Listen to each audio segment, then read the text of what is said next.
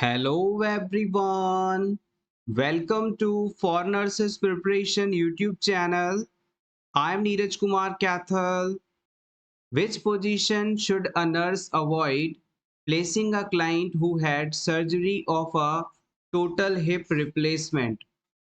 किसी क्लाइंट को यदि टोटल हिप रिप्लेसमेंट सर्जरी हुई है तो आप उसे कौन सी पोजीशन नहीं दे सकते?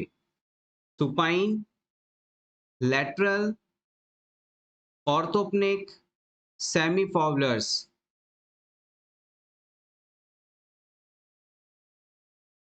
This question is important for upcoming AIIMS NORCET exam.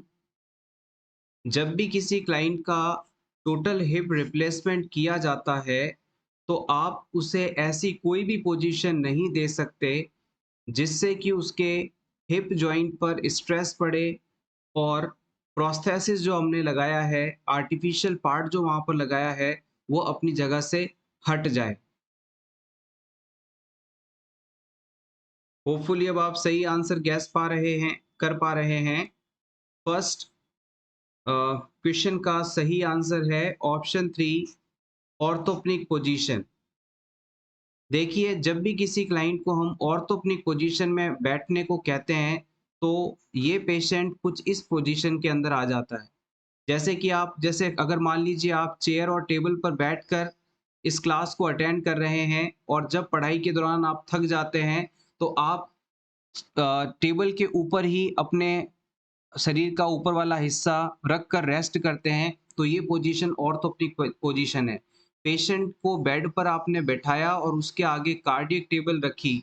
अब इस कार्डियक टेबल पर पेशेंट को झुकाकर बैठा दिया जाएगा और उसके पैर इस प्रकार से नीचे सीधे रहेंगे। यहाँ पर इस पोजीशन को हम ऑर्थोप्निक पोजीशन के नाम से जानते हैं।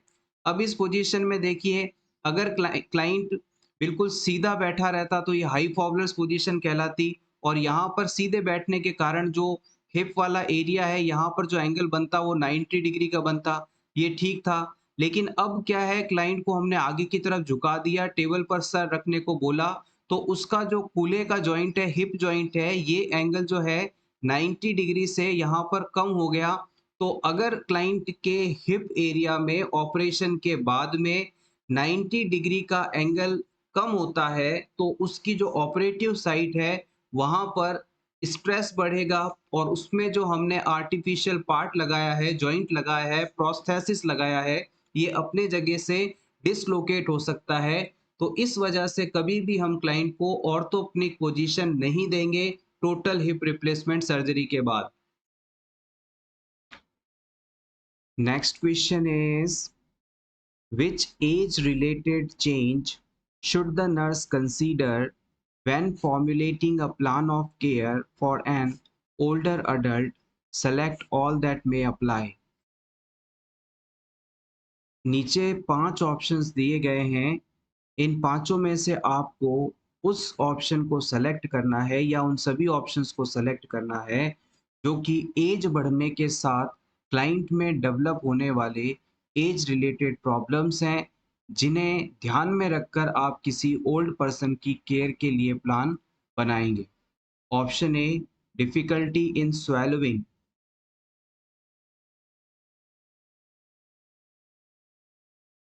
क्लाइंट में डिफिकल्टी इन स्वेलोइंग एज के साथ देखे जाने वाला फैक्टर नहीं है, तो ये आपका ऑप्शन गलत हो गया।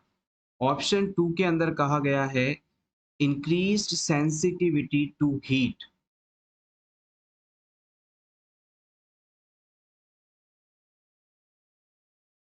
ये ऑप्शन भी आपका गलत है। जैसे जैसे एज बढ़ती है, ओल्ड एज के अंदर, ओल्ड पर्सन्स के अंदर कोल्ड के लिए सेंसिटिविटी बढ़ती है, यानी कि बूढ़े लोग जो होते हैं उन्हें गर्मी में इतनी दिक्कत नहीं होती, हॉट एनवायरनमेंट में इतनी प्रॉब्लम नहीं होती, उन्हें प्रॉब्लम होती है कोल्ड से।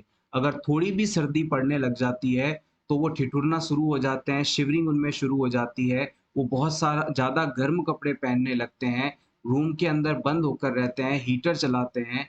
तो ये सब आपने देखा होगा घर में, अगर आपके कोई ओल्ड पर्सन है तो ओल्ड पर्सन्स को बहुत ज़्यादा ठंड लगती है, वो ठंड बर्दाश्त नहीं कर सकते, कोल्ड इंटॉलरेंस मोस्टली उनमें देखने को मिलता है, जबकि हीट का इनसे ज़्यादा इफ़ेक्ट नहीं होता। ऑप्शन 3 के अंदर कहा गया है इंक्रीज सेंसिटिविटी टू ग्लेयर।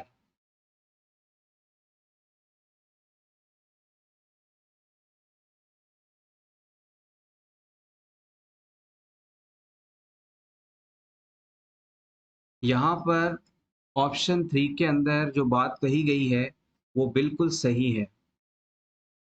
जैसे-जैसे एज बढ़ती है, हमारी आँखों की जो सीलियरी मसल्स होती हैं, जो कि प्यूपिल के साइज़ को कम या ज़्यादा करने में मदद करती हैं, वो बहुत ज़्यादा रिजिड हो जाती हैं, सख्त हो जाती हैं, जिसकी वजह से क्लाइंट के अंदर जो प्यूपिल का साइज़ है, वो जल्दी से बढ़ता और घटता नहीं है। इस वजह से अगर कोई ओल्ड पर्सन तेज रोशनी में चला जाए, तो उसकी आँखों की पुतलियाँ जल्दी से सिकुड़ नहीं पाती और ज़्यादा तेज रोशनी उसकी आँखों में जाती है, जिससे उसे बहुत ज़्यादा इरिटेशन होती है, हेडेक होता है। ये चीज़ वहाँ देखने को मिलती है। ग्लेयर का मतलब सिंपली आप कहें तो एक तरह से चमक हो सकता है, तेज रोशनी हो सकता है। हम जैसे ही किसी तेज रोशनी वाली जगह में जाते हैं, पहले तो हमारी आईलिड्स बंद हो जाती हैं, साथ ही साथ हमारी प्यूपिल्स जो होती हैं आँखों की, वो सिकुड़ जाती हैं, ताकि कम से कम लाइट आँखों के अंदर जा सके। लेकिन ओल्ड एज के अंदर ये एडॉप्टेशन जल्दी नहीं हो पाता, इस वजह से थोड़ी भी तेज रोशनी उनके लिए बहुत ही डेंजरस होती है, उनको प्रॉब्लम फ़ील करवाती है। नेक्स्ट हम बात करते हैं ऑप्शन 4 की, diminished sensation of pain. Old age के अंदर पेन का सेंसेशन कम हो जाता है।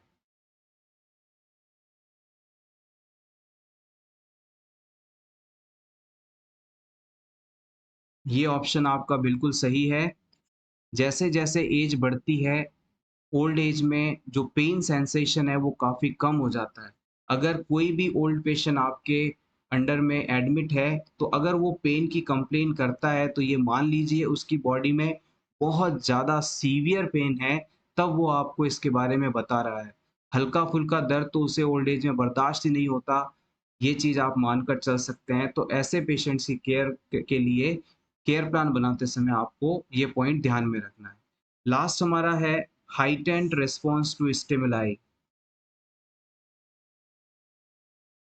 देखिएगा, ओल्ड एज के जो लोग होते हैं, वो किसी भी स्टिमुलाई के लिए तेज़ी से रिएक्शन नहीं देते। अगर कोई ओल्ड पेशेंट पर्सन बैठा है, आपने उसके जाकर किसी बॉडी पार्ट को टच किया, तो वो इतनी जल्दी रिएक्शन नहीं देगा या धीरे-धीरे रिएक्ट करेगा। वहीं कोई यंग पर्सन है, आपने उसे टच किया तो वो तुरंत आपको रिएक्ट करेगा, एक्शन का रिएक्शन आपको 2 मिनट में देखने को मिल जाएगा। तो वहाँ पर जो ओल्ड पर्सन्स होते हैं, उनमें हाइटेंड रिस्पॉन्स नहीं होता, उनके अंदर स्लो रिस्पॉन्स होता है, वो धीरे-धीरे अपनी प्रतिक्रिया देते हैं। तो ये ऑप्शन भी आपका गलत हो जाएगा। So option 3 and 4 are the correct choice. Next question is the power which is exercised because of appointment to a higher position is referred as।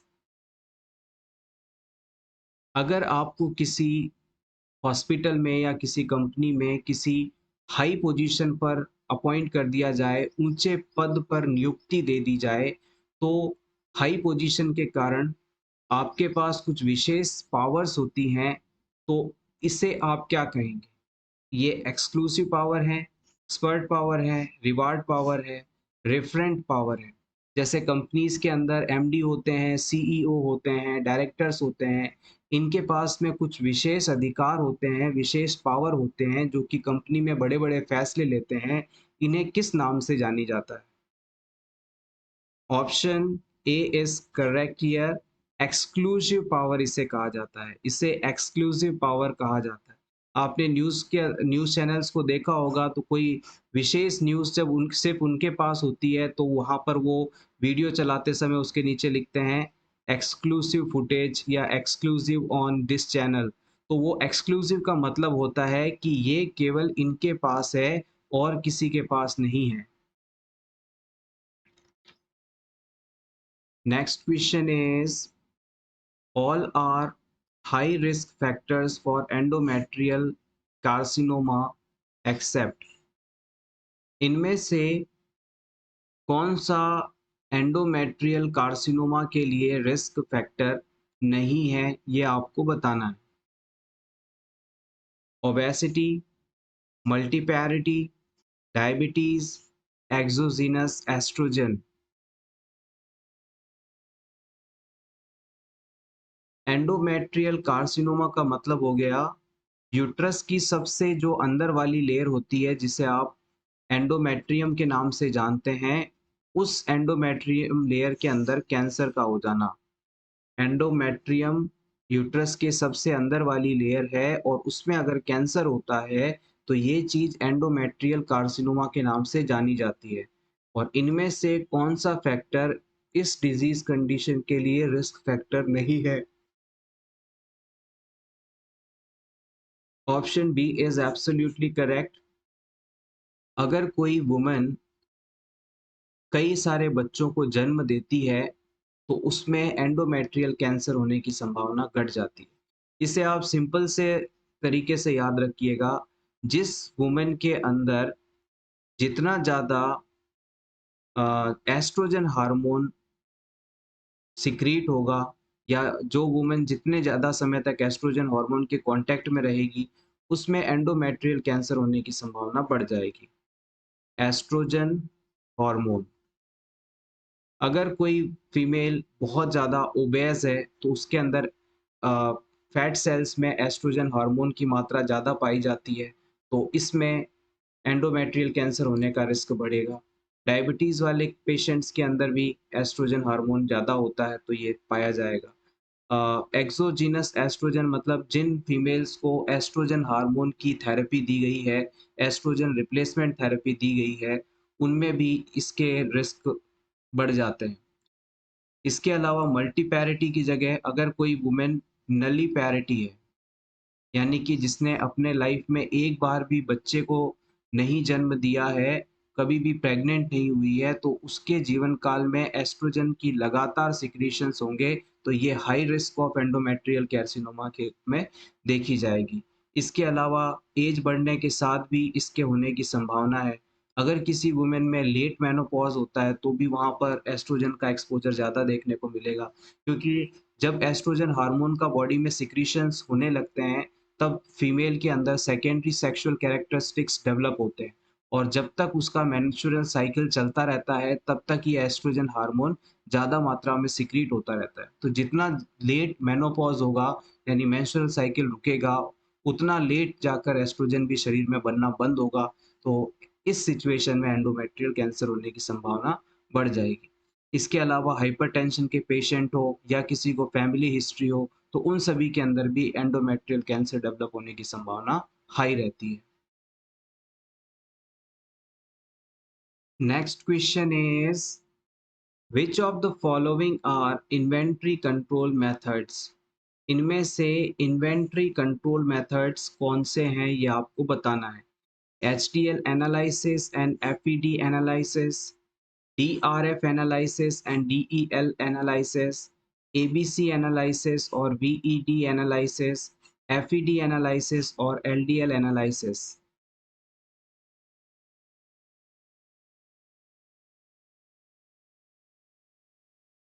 Answer जानने से पहले बात करेंगे कि ये इन्वेंट्री कंट्रोल क्या होता है।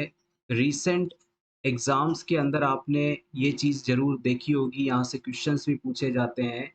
इन्वेंट्री कंट्रोल को सिंपल आप इस तरह से समझिए, जैसे कि आपके आसपास कोई शॉप है, कोई दुकान है और उस दुकान के अंदर बहुत सारे प्रोडक्ट्स मिलते हैं। तो दुकानदार क्या करता है, ये चेक करता है कि हमारी शॉप के अंदर कौन-सा प्रोडक्ट ज़्यादा बिक रहा है, कौन-सा प्रोडक्ट नहीं बिक रहा है, कौन-सा प्रोडक्ट खत्म हो चुका है, कौन-सा प्रोडक्ट अभी काफ़ी अवेलेबल है। इस तरह को देखकर ये चीज़ मेंटेन की जाती है कि हमें शॉप में अब किन प्रोडक्ट्स की ज़रूरत है, जो कि ज़्यादा बिक रहे हैं और कौन से प्रोडक्ट नहीं बिक रहे हैं, इन्हें हटाना, ये इन्वेंटरी कंट्रोल का मेथड कहलाता है। सिंपली आप जैसे मेडिकल फील्ड की बात करें तो हमारा जो मेडिकल शॉप होता है, जहाँ पर आपको मेडिसिन्स मिलती हैं, वहाँ पर कौन-सी मेडिसिन खत्म हो चुकी है, कौन-सी थोड़ी बची है, कौन-सी नहीं बिक रही है, कौन-सी ज़्यादा डिमांड में है, किस चीज़ के पेशेंट बड़े हैं तो ये चीज़ हमें चाहिए होगी। इन सब चीज़ों को इकोनॉमिक इंटरेस्ट के हिसाब से मैनेज करना इन्वेंट्री कंट्रोल के रूप में जाना जाता है। और इन्वेंट्री कंट्रोल के दो मेथड्स होते हैं, ऑप्शन सी में बताए गए हैं। पहला है एबीसी एनालिसिस और दूसरा होता है वीईडी एनालिसिस। एबीसी एनालिसिस का फुल फॉर्म होता है ऑलवेज बेटर एंड कंट्रोल। चाहे तो नोट कर सकते हैं आप, ऑलवेज बेटर एंड कंट्रोल। ये तो आपका हो गया एबीसी का full form, always better and control. अब वीईडी का फुल फॉर्म क्या होता है, इसे भी लिख लीजिएगा, vital, essential and desirable। Vital, essential and desirable. तो एबीसी और वीईडी भूलेंगे नहीं आप, always better and control, vital, essential and desirable. आप चाहें तो इसका स्क्रीनशॉट ले सकते हैं आपके रिवीजन के लिए। Next question is, when should the first dose of tablet Mala N be initiated? Mala N tablet को कब से लेना शुरू कर देना चाहिए? 7th day of menstrual cycle, 5th day of MC, 10th day of MC, या फिर 21st day of menstrual cycle?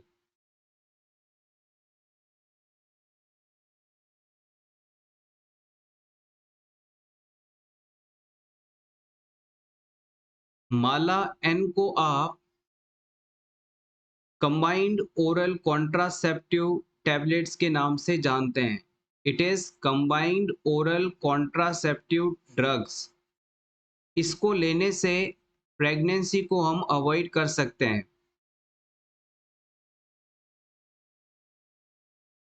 अब इसके अंदर दो चीजें होती हैं, एक तो इसके अंदर होता है प्रोजेस्टेरोन, सॉरी प्रोजेस्टीन, और दूसरा होता है एस्ट्रोजन। इन दो हार्मोन्स के कारण फीमेल के जो ओव्यूलेशन प्रोसेस होता है वो नहीं हो पाता। इसके अलावा ये वेजाइनल म्यूकोसा को, म्यूकस को हार्ड बना देती हैं, थिक बना देती हैं, जिससे कि स्पर्म यहाँ पर मूवमेंट नहीं कर पाता। इसके अलावा जो लाइनिंग है उसे अनफेवरेबल बना दिया जाता है एग के इम्प्लांटेशन के कारण। और इन सभी एक्शंस की वजह से माला एन को हम प्रेगनेंसी अवॉइड करने के लिए कॉन्ट्रासेप्टिव के रूप में यूज किया जाता है।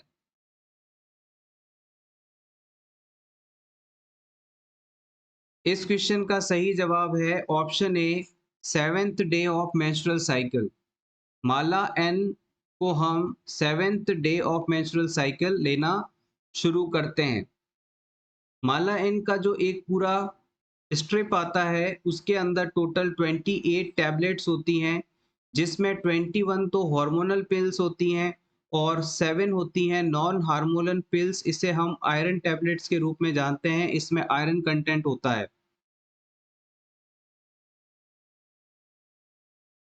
Next question is, which of the following is an appropriate nursing action while caring a patient who has a radium implant for cancer of cervix? किसी क्लाइंट को सर्विक्स एरिया में कैंसर है। अब इसके ट्रीटमेंट के लिए रेडियम इम्प्लांट किया गया है, कैंसर एरिया के आसपास रेडियम लगाया गया है ताकि रेडिएशन की इफेक्ट से ये कैंसर ठीक हो सके। अब इस पेशेंट की केयर के दौरान नीचे बताए चारों ऑप्शंस में से कौन सा इंपॉर्टेंट नर्सिंग एक्शन लेना सबसे ज़्यादा इंपॉर्टेंट माना जाएगा? Option A, restrict the visitors to a 10 minutes stay. हम पेशेंट से मिलने आए लोगों को सिर्फ 10 मिनट तक ही उससे मिलने देंगे, इससे ज़्यादा नहीं। Option B, store urine in lead container. हम पेशेंट के यूरिन को लेड से बने कंटेनर्स में स्टोर करेंगे। Option C, wear a lead apron while giving care. हम पेशेंट को केयर देते समय लेड से बने एप्रोन पहनेंगे। Option D, avoid giving IM injections to gluteal region. हम ग्लूटियल एरिया के अंदर आईएम इंजेक्शंस नहीं देंगे।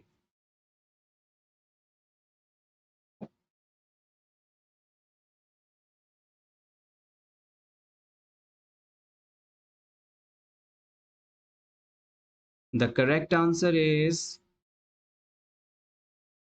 Option C. जब भी किसी क्लाइंट में हम रेडिएशन इम्प्लांट करते हैं तो इस रेडियम सोर्स से निकलने वाली जो रेडिएशन है, ये जो तरंगे होती हैं, इससे हमें ना नुकसान पहुंचे, इस चीज से बचना जरूरी माना जाता है। तो रेडियम इम्प्लांटेड पेशेंट की केयर के लिए हमें हमेशा लेड एप्रॉन का इस्तेमाल करना है। जब भी पेशेंट के पास जाएं तो हमें लेड एप्रॉन पहनना है, ताकि इससे निकलने वाली कम से कम रेडिएशन के हम कांटेक्ट में आए, कम से कम हमें भी लॉस हो। ये चीज़ यहाँ इम्पोर्टेंट है। इसके अलावा विजिटर्स को 10 मिनट तक नहीं मिलने देना, यूरिन को लेड कंटेनर में स्टोर करना और आईएम इंजेक्शन ग्लूटियल साइट पे ना लगाना, ये इम्पोर्टेंट चीज़ें नहीं है। Next question is, the nurse is caring for a client with Hickman's central line.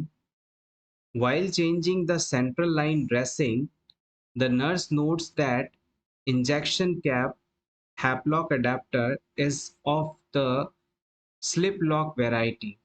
Instead of lever lock device, the nurse recognizes that this adapter puts the client at risk of which complication. आप किसी patient को care provide कर रहे हैं जिसमें Hickman central line लगी हुई है। अब हिकमैन सेंट्रल लाइन की ड्रेसिंग चेंज के दौरान आप इंजेक्शन कैप पर देखते हैं कि उस पर स्लिप लॉक लगा हुआ है, लीवर लॉक के जगह पर। तो अगर सेंट्रल लाइन के इंजेक्शन कैप में अगर स्लिप लॉक हो तो इन चारों ऑप्शंस में से कौन सी कंडीशन क्लाइंट में डेवलप होने की संभावना बढ़ जाती है? Sepsis, occlusion, phlebitis, air embolism.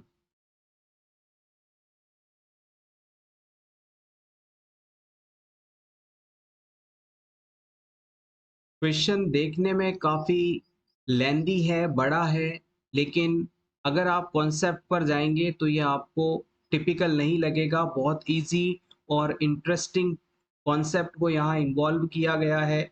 One by one सभी चीज़ों की हम बात करेंगे। सबसे पहले हम बात करते हैं कि ये हिकमैन सेंट्रल लाइन होता क्या है। ये जो हिकमैन सेंट्रल लाइन है, ये एक प्रकार की सेंट्रल लाइन ही है जिसे हम क्लाइंट के चेस्ट में राइट साइड पे लगाते हैं। ये एक soft, small, long, hollow tube है जो कि चेस्ट से इंसर्ट करके इसका एक सिरा वेन में लगा दिया जाता है। लार्ज वेन में हार्ट के ऊपर डाल दिया जाता है। हमारी जो लार्ज वेन्स हैं वो पूरे ब्लड बॉडी का ब्लड लेकर हार्ट के राइट एट्रियम में पहुंचती हैं।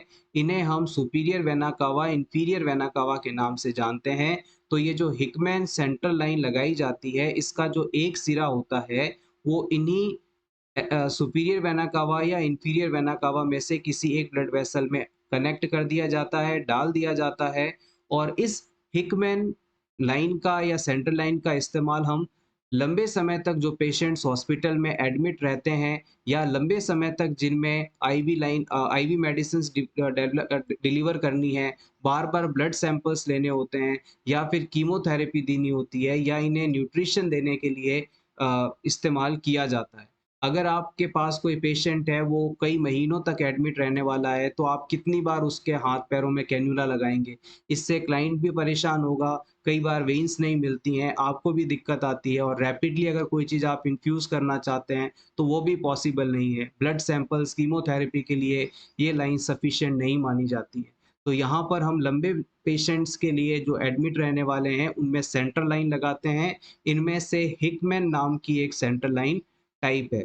अब बात करते हैं कि यहाँ पर जो ये लॉक बताया गया है इसके अंदर, एक तो ये लीवर लॉक की बात कर रहे हैं और एक ये लीवर स्लिप लॉक की बात कर रहे हैं। ये होता क्या है? आपने इसे हम थोड़ा सिंप्लीफाई करते हैं। आपने हॉस्पिटल ड्यूटी के दौरान इंजेक्शंस लगाए होंगे। ये मान लीजिए आपका इंजेक्शन है। अब सिरिंज है ये आपकी। इस सिरिंज के ऊपर 2 तरह की कैप पाई जाती है। जैसे एक तो ये सिरिंज है और एक ये सिरिंज है। अब इंजेक्शन की इन सिरिंज के ऊपर जब आप निडल लगाते हैं, जैसे कि ये आपकी निडल है, सुई है, जब इसके ऊपर आप इसे अटैच करते हैं, तो एक तरीका क्या होता है कि आप इसे लेकर सीधा इसके ऊपर पीछे की तरफ पुल कर देते हैं, खींच लेते हैं सीधा, तो ये इसके अंदर फिक्स हो जाती है और फिर आप इंजेक्शन लगा देते हैं। एक बार एक किस तरह की नीडल आती है, जिसको आप इसके ऊपर रख कर इस तरह से घुमाते हैं, रोटेट करते हैं, तो ये इसके ऊपर इस तरह से फिक्स हो जाती है। एक तो सीधा होता है जिसे आप दबाते हैं तो ये इस सिरिंज के ऊपर नीडल लग जाती है और फिर इंजेक्शन लगा देते हैं आप। और दूसरी सिरिंज कैसी आती है जिसमें क्या होता है कि आपको निडल को इस सिरिंज के ऊपर रखकर ऐसे घुमाना होता है, जिसके बाद ये लॉक हो जाती है। तो ये जो घुमाने वाला सिस्टम होता है ना, इसे लीवर लॉक कहा जाता है, और ये जो सीधा ऊपर से धक्का देकर नीचे सेट करने वाला जो प्रोसेस होता है, इसे हम लीवर स्लिप लॉक के नाम से जानते हैं। तो यही सेम चीज यहाँ पर लगाई जाती है। जो सेंटर लाइन लगी है उसमें अलग अलग पोर्ट्स होते हैं, जिससे आप इंजेक्शंस दे सकते हैं, ब्लड सैंपल्स ले सकते हैं। तो इन्हें जो लॉक करने का तरीका होता है वो यहाँ पर स्लिप लॉक है, यानी कि आप सीधा इसे पुश करके लॉक कर सकते हैं।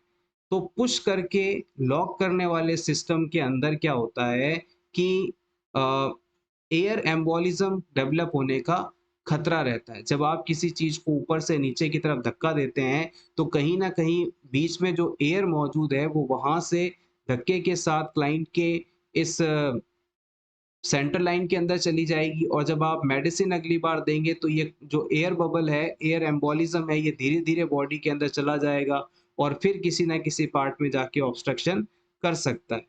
तो याद रखिएगा, लीवर लॉक का मतलब होता है कि किसी भी जगह पर ट्विस्ट कर कर घुमा करके निडल को लगाने वाला सिस्टम। और जो स्लिप लॉक होता है, इसमें आप स्लिप कर देते हैं, ऊपर से नीचे सीधा खींच लेते हैं और ये लॉक हो जाती है। जो ये लीवर लॉक होता है ना, उसमें एक्सीडेंटल रिमूवल के चांसेस कम होते हैं, जबकि स्लिप लॉक में क्या होता है कि क्लाइंट ने अगर थोड़ा भी झटका दिया तो ये चीज अपने आप बाहर आ सकती है, जबकि लीवर लॉक में ट्विस्टिंग के कारण ये पर्टिकुलरली लॉक हो जाती है और इसमें लीक होने का या खुलने का चांस कम रहता है, तो ये प्रीफर मानी जाती है। Next question is, while assessing a patient's cranial nerves, the nurse asks the patient to raise the eyebrows, smile, show the teeth to assess which cranial nerve. किसी पेशेंट में आप क्रेनियल नर्व्स का examination करते समय patient से eyebrows को ऊपर करने, स्माइल करने और टीथ शो करने के लिए कहते हैं। तो ऐसा करते हुए आप किस क्रेनियल नर्व का असेसमेंट कर रहे हैं? Option A cranial nerve number 6, 7, 8, 5।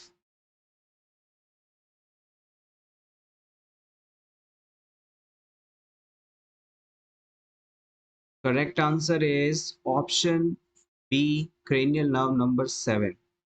Cranial nerve number 7 को हम फेशियल नर्व के नाम से जानते हैं। इसे हम फेशियल नर्व के नाम से जानते हैं।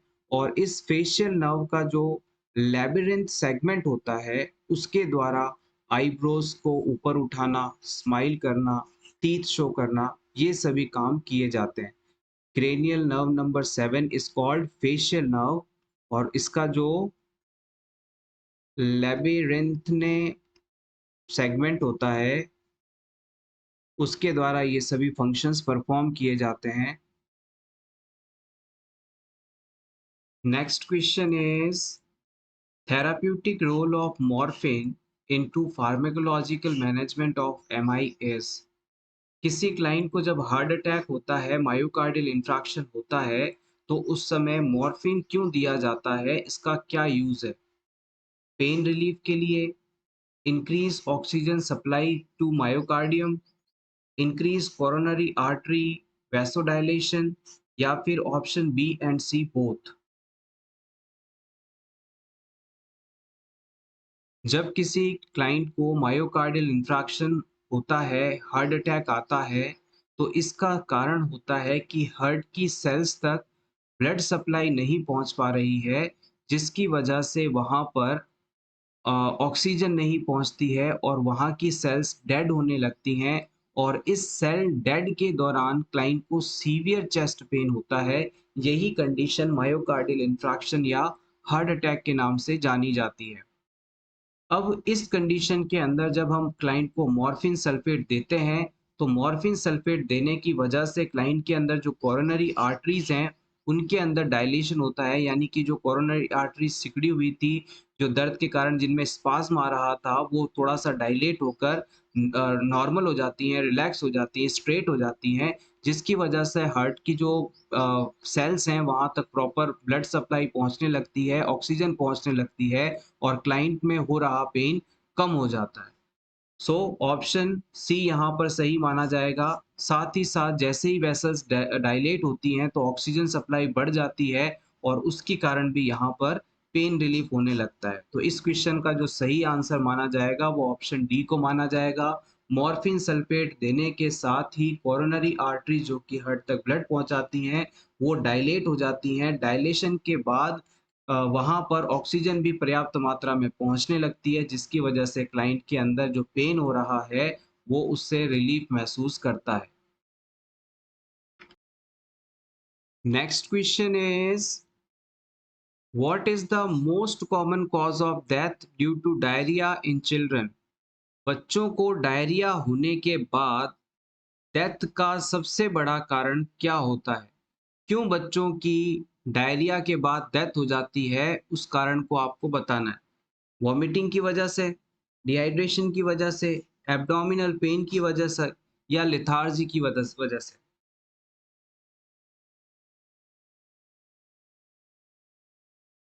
Option B is correct here. Diarrhoeal condition के बाद बॉडी में डिहाइड्रेशन होता है, फ्लूइड इलेक्ट्रोलाइट इम्बैलेंस होता है, जिसकी वजह से डेथ हो जाती है।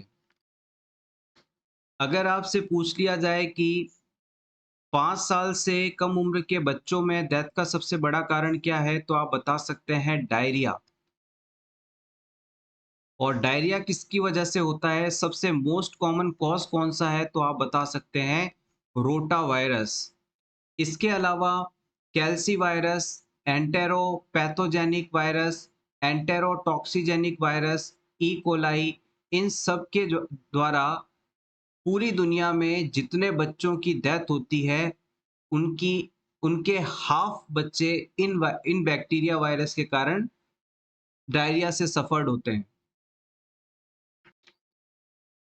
Next question is a woman using diaphragm for contraception should be instructed to leave it in place for at least how long after intercourse?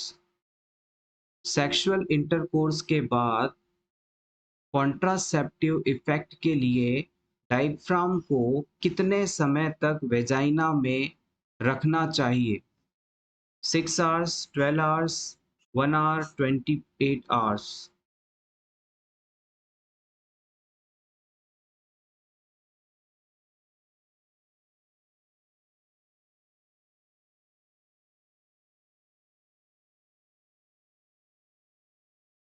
Option A correct answer है। Diaphragm को वेजाइना में sexual intercourse के बाद 6 घंटे तक रखना चाहिए। Diaphragm एक बैरियर मेथड ऑफ कॉन्ट्रासेप्शन है। अगर सेक्सुअल एक्ट के बाद आपने इसे तुरंत रिमूव कर दिया, 6 घंटे तक नहीं रखा, तो स्पर्म्स की वेजाइना में एंट्री हो सकती है, यूट्रस में एंट्री हो सकती है, फैलोपियन ट्यूब में एंटर होकर ये फर्टिलाइज कर सकता है, प्रेगनेंसी अचीव कर सकता है। तो डायफ्राम को हम 6 घंटे तक कम से कम वेजाइना में इंटरकोर्स के बाद रखते हैं। और दूसरी बात ये है कि जो ये डायफ्राम होता है, इसके अंदर स्पर्मिसीडल सब्सटेंसेस होते हैं, जो कि अपना एक्शन दिखाने में थोड़ा समय लेते हैं।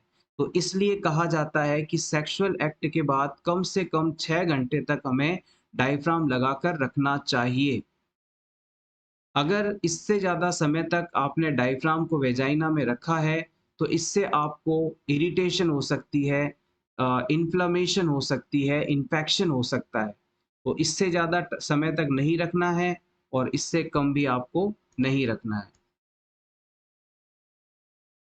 Next question is, a client with cancer develops xerostomia. The nurse can help alleviate the discomfort associated with xerostomia by। एक कैंसर का पेशेंट है और उसे जीरोस्टोमिया कंडीशन हो जाती है। इन चारों ऑप्शंस में से आप उस ऑप्शन का सिलेक्शन करें जिसका इस्तेमाल करके आप जीरोस्टोमिया कंडीशन से हो रहे डिस्कम्फर्ट को ठीक कर सकते हैं। Option A, offering a hard candy, आप इसे हार्ड कैंडी खाने के लिए देंगे। Option B, administering analgesic medicine, हम इसे दर्द की दवा देंगे, पेन किलर देंगे। Option C, splinting swollen joints, हम जिन जॉइंट्स में इसे सूजन है, स्वेलिंग है, इन्फ्लेमेशन है, उसे स्प्लिट कर देंगे। Option D, providing saliva substitution, हम उसे सलाइवा सब्सटीट्यूशन प्रोवाइड करेंगे।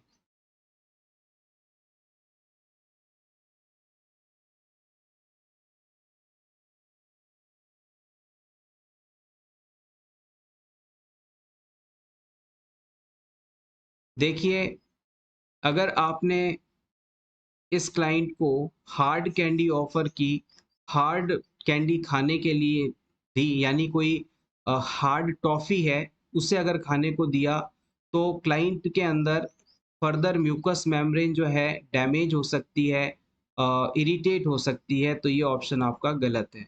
यहाँ पर जो टर्म जीरोस्टोमिया यूज की गई है, इस जीरोस्टोमिया शब्द का मतलब होता है ड्राई माउथ, सिंपली कहें तो ड्राई माउथ, यानी क्लाइंट के मुंह के अंदर सलाइवा प्रोडक्शन नहीं हो रहा है और सलाइवा नहीं बनने के कारण जो क्लाइंट का माउथ है वो ड्राई हो रहा है, ये चीज जीरोस्टोमिया है। और ड्राई माउथ के पेशेंट को आपने हार्ड चॉकलेट या हार्ड टॉफी खाने को दी तो इससे वहां की म्यूकोसा और ज्यादा इरिटेट हो सकती है। अब नेक्स्ट हम बात करते हैं कि क्लाइंट को हम एनाल्जेसिक मेडिसिन देंगे। एनाल्जेसिक मेडिसिन यहाँ पर आवश्यक नहीं है, क्लाइंट को यहाँ दर्द नहीं हो रहा है, सिर्फ थोड़ा बहुत डिस्कम्फर्ट है, मुंह सूखा सूखा लग रहा है, तो यहाँ पेन किलर देने की आवश्यकता नहीं है। स्प्लिंटिंग जॉइंट यहाँ पर इससे रिलेटेड नहीं है, यहाँ पर मुंह की बात हो रही है, जीरोस्टोमिया टर्म की बात हो रही है, तो जॉइंट से यहाँ इसका कोई लेना देना नहीं है, तो ये ऑप्शन भी आपका गलत हो जाएगा। फाइनली आपके पास ऑप्शन डी बचता है कि हम इस क्लाइंट को सलाइवा सब्स्टिट्यूट देंगे, जो कि सही है।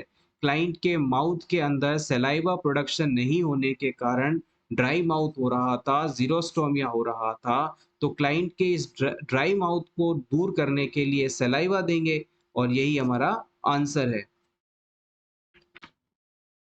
Next question is, the doctor has ordered 500 ml 5% dextrose to be administered for 5 hours. It should be administered using a burette set. The nurse has to set the drops per minute to deliver the appropriate amount. Calculate the flow rate. Prescription में doctor ने कहा है कि 500 ml 5% dextrose 5 घंटे के अंदर आपको administer करना है ब्यूरेट सेट की मदद से। तो आप पर मिनट कितनी ड्रॉप सेट करेंगे कि ये 500 ml की ड्रिप 5 घंटे में खत्म हो जाए। एक बार फिर से समझ लीजिएगा, 500 ml की बॉटल है, 500 ml यानी आधा लीटर की बॉटल है, उसे 5 आवर्स के अंदर कंप्लीट पेशेंट को एडमिनिस्टर करनी है। तो आप हर मिनट कितनी ड्रॉप्स इस ब्यूरेट सेट का इस्तेमाल करते हुए सेट करेंगे कि वो 5 घंटे में कंप्लीट हो जाए। ये क्वेश्चन नॉर्सेट एग्ज़ाम के लिए और किसी और भी नर्सिंग कॉम्पिटिटिव एग्ज़ाम्स के लिए बहुत इम्पोर्टेंट है। इस तरह के क्वेश्चंस को जब सॉल्व किया जाता है, तो सबसे पहले आपको जितना अमाउंट एडमिनिस्टर करना है, उसे लिखा जाता है। उसके बाद ड्रॉप फैक्टर को लिखा जाता है। जब ब्यूरेट सेट की बात की जाती है, तो उसके अंदर माइक्रो ड्रॉप्स आती हैं और माइक्रो ड्रॉप्स के अंदर 60 ड्रॉप्स को हम ड्रॉप फैक्टर मानते हैं। इसके बारे में आप चाहें तो यहाँ नोट कर लीजिए, जब आपसे कोई कहता है कि हमें ब्लड सेट का इस्तेमाल करते हुए एडमिनिस्टर करना है, तो वहाँ पर जो ड्रॉप फैक्टर होगा वो 10 ड्रॉप्स पर मिनट माना जाएगा, 10 ड्रॉप्स पर मिनट। और अगर कोई आपसे कहता है कि रेगुलर आईवी सेट यूज़ कर रहे हैं, रेगुलर सेट यूज़ कर रहे हैं, तो वहाँ पर जो ड्रॉप फैक्टर होगा वो 15 ड्रॉप्स पर मिनट होगा। और अगर आपसे कोई कहता है ब्यूरेट सेट यूज़ कर रहे हैं या माइक्रो ड्रिप सेट यूज़ कर रहे हैं, तो यहाँ पर जो ड्रॉप फैक्टर होता है वो 60 माना जाता है। ये 3 चीज़ें आपको हमेशा याद रखनी है। इसी के बिहाफ़ पर आप इस क्वेश्चन को सॉल्व कर पाएँगे। अगर ब्लड सेट का इस्तेमाल कर रहे हैं तो ड्रॉप फैक्टर 10 ड्रॉप्स पर मिनट होगा। रेगुलर सेट का इस्तेमाल कर रहे हैं तो 15 ड्रॉप्स पर मिनट होगा। और अगर माइक्रो ड्रिप सेट का इस्तेमाल कर रहे हैं तो ड्रॉप फैक्टर 60 होगा। अब यहाँ पर हम क्या करेंगे, 500 ml तो हमें फ्लूइड चढ़ाना है क्लाइंट को, तो और ड्रॉप फैक्टर हो गया 60 क्योंकि यहाँ पे ब्यूरेट सेट है यानी कि माइक्रो ड्रिप सेट यूज़ किया जा रहा है। अब इसको हमें कितने घंटे में चढ़ाना है? 5 आवर्स के अंदर। तो 5 आवर्स को हम मिनट्स में कन्वर्ट कर देंगे क्योंकि यहाँ पर अमाउंट जो दिया गया है वो एमएल में दिया गया है। तो 5 आवर्स को मिनट्स में कन्वर्ट करने के लिए 60 से मल्टीप्लाई किया जाता है। जब आप इस इक्वेशन को सॉल्व करेंगे तो आपके पास आएगा आंसर 100, यानी कि आप अगर 100 माइक्रो ड्रॉप्स पर मिनट के हिसाब से ड्रिप चला देते हैं तो ये 500 ml की बॉटल 5 आवर्स के अंदर कंप्लीट हो जाएगी, पेशेंट में लग जाएगी। तो option A is correct here. आप चाहें तो इसका स्क्रीनशॉट ले सकते हैं आपके रिवीजन के लिए। Next question is what clinical indicators the nurse most likely to identify when taking the admission history of a client with right ventricular failure? Select all that may apply. किसी right ventricular failure वाले patient में admission के समय कौन से points का assessment करना ज़रूरी है, ये आपको बताना है। यहाँ पर एक से ज़्यादा सही आंसर्स हो सकते हैं। आपके ऑप्शंस हैं oedema, vertigo, polyuria, dyspnoea, palpitation.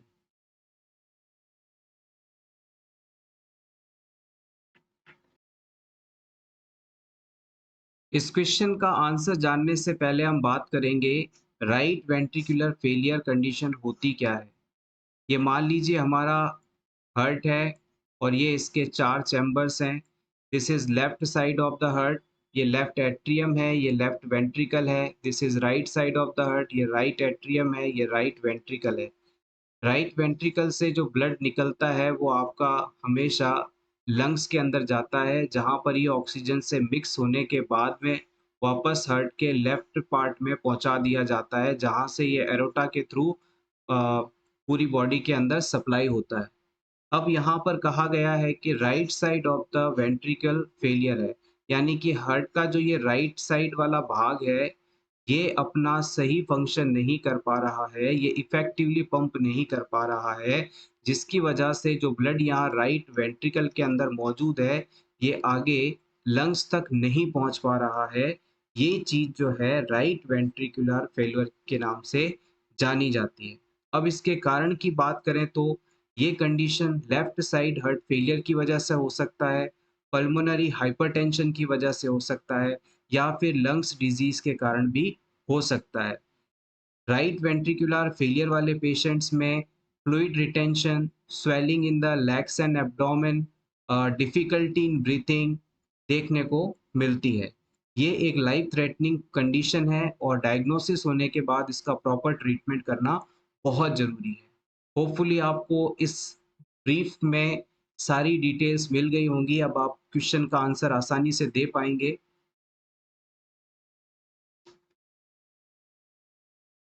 Option 1 की बात करें, एडिमा यानी स्वेलिंग, सूजन, ये हमारी बॉडी में इस कंडीशन में के बाद देखने को मिलेगी।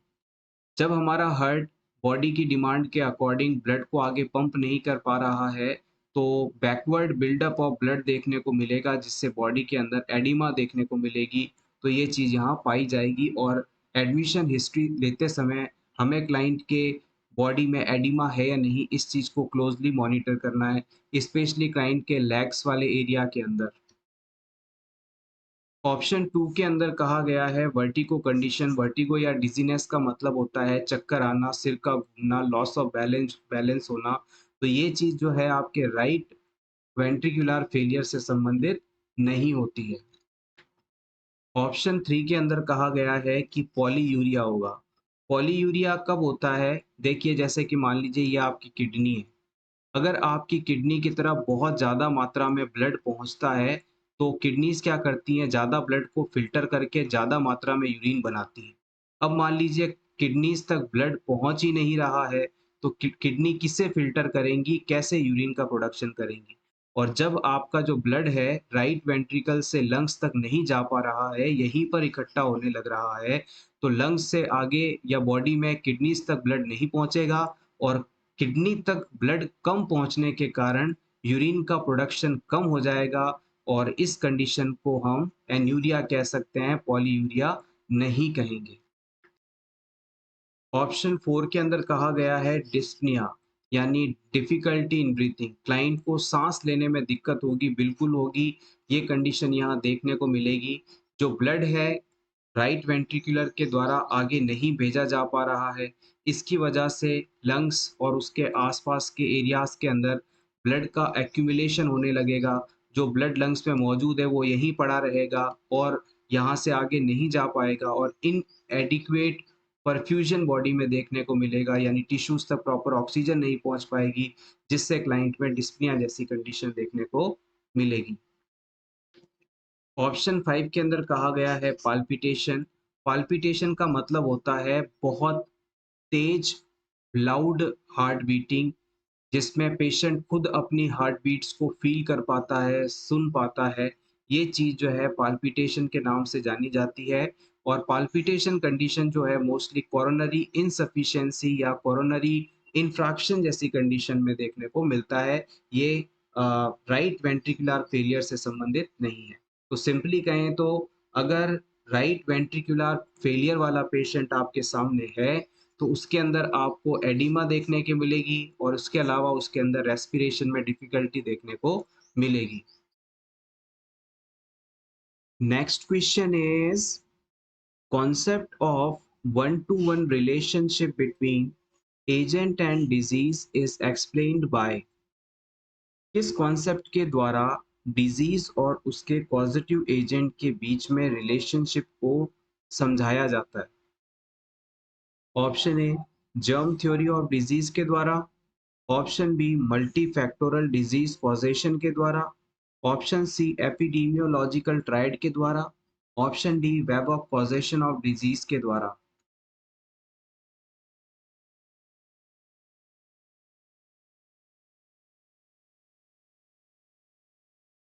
Option C is absolutely correct.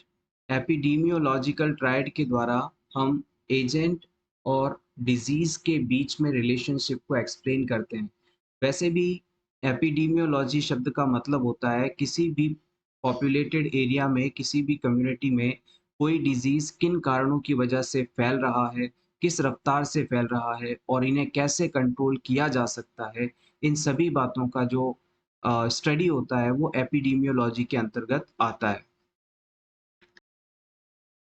Next question is during a dressing change inspection of the wound reveals what appears to be reddish pink tissue in wound, the nurse interpret this as। किसी patient को कोई घाव हो रखा था, wound हो रखा था। आप इस पेशेंट की ड्रेसिंग चेंज के दौरान देखते हैं कि घाव में आपको रेडिश पिंक टिश्यू दिखाई देते हैं, हल्के लाल और गुलाबी टिश्यू दिखाई देते हैं। तो ये किस टर्म द्वारा डिनोट किए जाएंगे? क्या ये एक्सुडेट कहलाते हैं? क्या ये ग्रेन्युलेशन टिश्यू कहलाते हैं? क्या ये स्टार हैं या फिर क्या ये साइन ऑफ इन्फेक्शन है?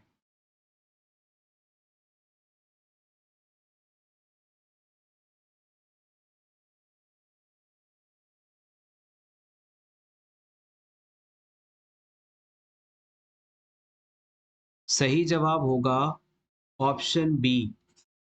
अगर किसी पेशेंट का घाव आपको हल्का लाल और गुलाबी टिश्यूओं वाला दिखाई देता है, तो इसका मतलब है कि क्लाइंट में वुंड हीलिंग अच्छी तरह से हो रही है।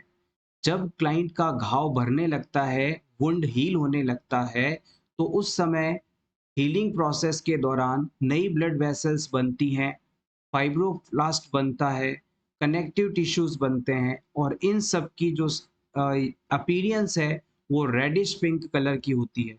तो अगर किसी जगह पर वुंड हीलिंग के दौरान ड्रेसिंग चेंज के दौरान आपको रेडिश पिंक टिश्यू दिखाई देते हैं तो इसका मतलब है कि वुंड हीलिंग अच्छी तरह से चल रही है। ये ग्रेन्युलेशन टिश्यू के नाम से जाने जाते हैं। एक्सुडेट शब्द का मतलब होता है किसी भी वुंड से निकलने वाला फ्लूइड। इसे आप कह सकते हैं डिस्चार्ज फ्रॉम वुंड। अब ये जो डिस्चार्ज हो सकता है ये क्लियर भी हो सकता है, येलो हो सकता है या फिर रेड हो सकता है। ये अलग-अलग स्टेजेस ऑफ वुंड के ऊपर निर्भर करता है। एस्कार का क्या मीनिंग होता है? एस्कार का मतलब होता है डेड टिश्यूज़। जब आपने देखा होगा कहीं पर चोट लग जाती है तो चोट लगने के बाद हीलिंग प्रोसेस में स्किन का एक टाइट कवरिंग वहाँ देखने आपको मिलता है घाव के ऊपर, तो वही चीज़ स्कार के नाम से जानी जाती है। साइन ऑफ इन्फेक्शन के अंदर आपको जिस पर्टिकुलर एरिया के अंदर घाव है वो बहुत ज़्यादा रेड दिखाई देगा। वहाँ का जो टेम्परेचर है वो आपको आसपास के दूसरे बॉडी पार्ट्स की तुलना में, बॉडी एरिया की तुलना में ज़्यादा मिलेगा। क्लाइंट को पेन होगा, क्लाइंट को फीवर होगा, ये सब चीज़ें साइन ऑफ इन्फेक्शन में इंक्लूड की जाती हैं। Next question is which of the following should be done for rhinorrhoea after head injury? किसी क्लाइंट को सर पर चोट लगने के बाद में अगर उसके नोज से क्लियर ड्रेनेज हो रहा है, यानी साफ तरल निकल रहा है, तो हमें अगर ये पता करना हो कि कहीं ये सीएसएफ तो नहीं, तो कौन सा टेस्ट करवाएंगे? Halo test, do glucometer sugar test, normal event या फिर बोथ ए एंड बी? सर पर चोट लगने के बाद कहीं नाक से सीएसएफ तो नहीं सिक्रीट हो रहा है, सेरिब्रोस्पाइनल फ्लूइड तो नहीं निकल रहा है। अगर इस चीज़ को पता करना हो तो कौन-सा टेस्ट करवाया जा सकता है? राइनोरिया का सिंपल मतलब आप लिख सकते हैं रनिंग नोज़। नोज़ से क्लियर वाटरी सिक्रीशन का सिक्रीट होना। यहाँ पर ऑप्शन डी सही माना जाएगा। अगर नेज़ल एरिया से क्लियर ड्रेनेज निकल रहा है, फ्लूइड निकल रहा है, तो इसमें ग्लूकोज़ की मात्रा है या नहीं, इसे चेक करने के लिए हम हेलो टेस्ट और ग्लूकोमीटर शुगर टेस्ट दोनों करवा सकते हैं। इनके रिज़ल्ट अगर पॉज़िटिव आते हैं तो हम ये मानकर चलेंगे कि सिर पे लगी चोट की वजह से सीएसएफ जो है नाक के रास्ते बाहर आ रहा है, मीन्स काफ़ी ज़्यादा सीरियस इंजरी है। Next question is a patient comes to the clinic with report of acute pain and loss of vision in right eye. The adult gerontology primary care nurse practitioner informs the patient that these symptoms require. आपके पास clinic में एक patient आता है जो कि आपको बताता है कि उसकी राइट आई के अंदर अचानक से बहुत तेज दर्द हुआ और उसके बाद उसे इस आँख से दिखाई देना बंद हो गया। यानी एक्यूट पेन के बाद राइट आई में विज़न लॉस की कंप्लेंट के साथ एक ओल्ड पर्सन आता है, ओल्ड एज पर्सन आता है। तो इस सिचुएशन में एज़ अ नर्स आप उसे क्या इंस्ट्रक्शंस देंगे? Option A immediate referral to ophthalmologist, हम इसे तुरंत ऑप्थेल्मोलॉजिस्ट के पास जाने की सलाह देंगे। Option B assessment with a slit lamp, हम इस क्लाइंट का स्प्लिट लैम्प से एग्जामिनेशन करेंगे, असेसमेंट्स करेंगे। Option C examination with otoscope, हम ऑटोस्कोप की मदद से एग्जामिन करेंगे इसे। या फिर treatment with several ophthalmologic agents, हम ऑप्थेल्मोलॉजिक एजेंट्स की मदद से ट्रीटमेंट करेंगे।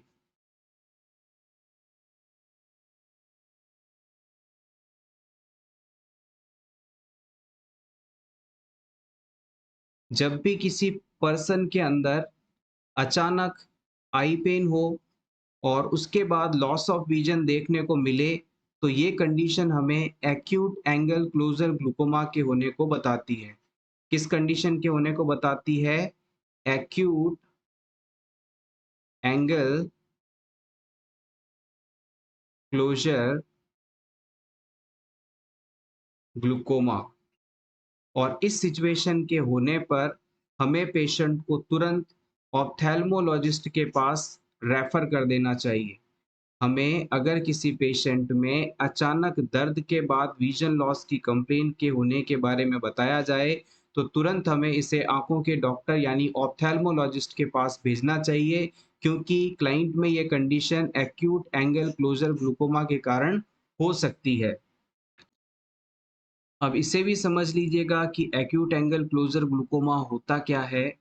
हमारी आईज के अंदर जो फ्लूइड पाया जाता है, हमारी आँखों के अंदर जो लिक्विड पाया जाता है, ये लिक्विड अगर आँखों से बाहर ड्रेन आउट नहीं हो सके, यानी आँखों से वापस बाहर निकल नहीं सके और लगातार आँखों में इसका प्रोडक्शन होता रहे, तो आईज के अंदर इसकी मात्रा बढ़ेगी और इसकी मात्रा बढ़ने की वजह से आँखों के अंदर का जो प्रेशर होता है, जिसे आप इंट्रा ऑक्यूलर प्रेशर कहते हैं, ये भी नॉर्मल से ज़्यादा हो जाएगा और इस प्रेशर के बढ़ने की वजह से हमारी जो ऑप्टिक नर्व है जिससे हम देख पाते हैं, उसमें डैमेज होगा और इसके बाद हमें दिखना बंद हो जाएगा यानी ब्लाइंडनेस हो जाएगी। इंट्रा ऑक्यूलर प्रेशर बढ़ने के कारण ऑप्टिक नर्व का डैमेज होना और फिर ब्लाइंडनेस होना एक्यूट एंगल क्लोजर ग्लूकोमा कहलाती है। Next question is The pain medication of choice in acute myocardial infarction is।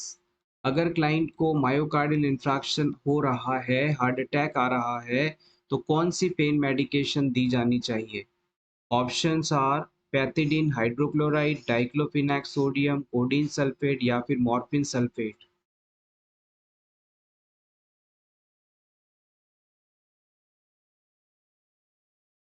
The correct answer is option D, morphine sulphate.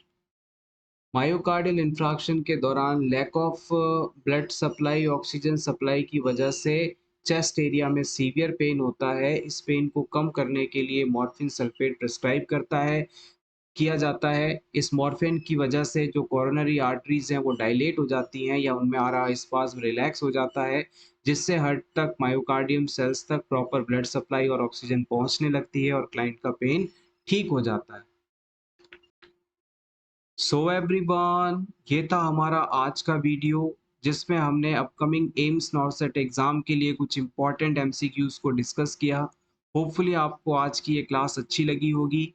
Content अच्छा लगा हो तो प्लीज़ इसे लाइक कर दीजिएगा और इसी तरह के रेगुलर वीडियोस देखने के लिए for nurses preparation YouTube channel को ज़रूर सब्सक्राइब करें। Thank you so much once again, best of luck.